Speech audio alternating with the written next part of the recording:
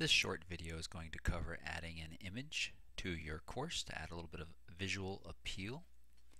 So I'm in the course that I want to add the image to. I'm logged in, and the first thing I need to do after logging in is turn editing on. I am using the Firefox browser. Depending on what browser you're using, you do or don't get the toolbar that we're going to need in a minute, and Firefox is the one that does work on both Mac and PCs and gives you what I call the WYSIWYG tool. What you see is what you get. I'm going to scroll down till I get to the Add a Resource drop down, and I'm going to choose Insert a Label. You could also insert this into a summary for a block, but I'm going to insert a label. Here's that toolbar I was talking about, and on this toolbar is a button called Insert Image. I'm going to click that. It looks like a little mountain in a frame, and that opens up this dialog box that looks like it's got a bit going on. It's asking for an image location, alternate text, all of this stuff. We're going to skip all of this for now, and we're going to come down here to the bottom part, and we're going to browse for our image. Now on my Mac, I have already created an image that's appropriately sized. Inside this folder called Images for Moodle. What is appropriately sized? You probably don't want an image to be wider than about 600 pixels, maybe even a little bit smaller than that would be good, and you can resize that image in Preview if you're using a Mac, or Photoshop, of course, and on the Windows side, Microsoft Paint will allow you to do resizing. If you don't want to mess with that, feel free to send me an image that you would like resized, and I can resize it and send it back to you, or I can even just resize it and put it up into your course for you.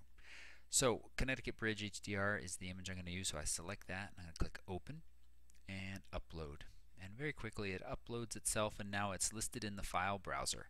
If I click the name, it will automatically write itself into the URL. This gives me a little preview over here, shows me the width and the height. In this case, mine's a little bit bigger than I said, 640. And it does want you to add some alternate text in case it doesn't load, just to let people know. So I'm just going to write bridge over the CT River. And I'm going to click OK. And now it's inserted it into this little box here, and if I want to get a little bit better idea of what it looks like, I can click this Enlarged Editor, and that pops out this button that gives me all of those tools plus some table tools now, and I can see that the whole image is there and it looks pretty good. So I'm going to go ahead and click the Minimize Editor, shrinks back into here. I'm going to click Save and Return to Course,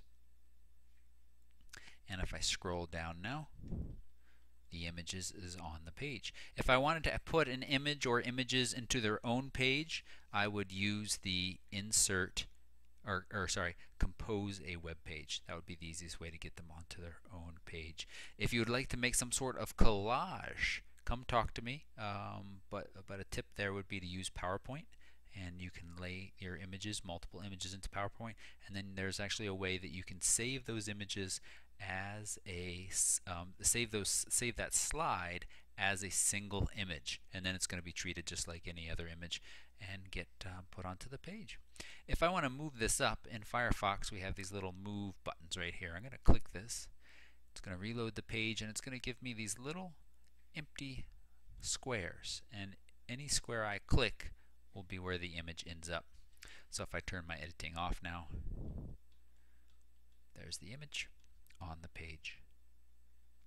I hope that was helpful.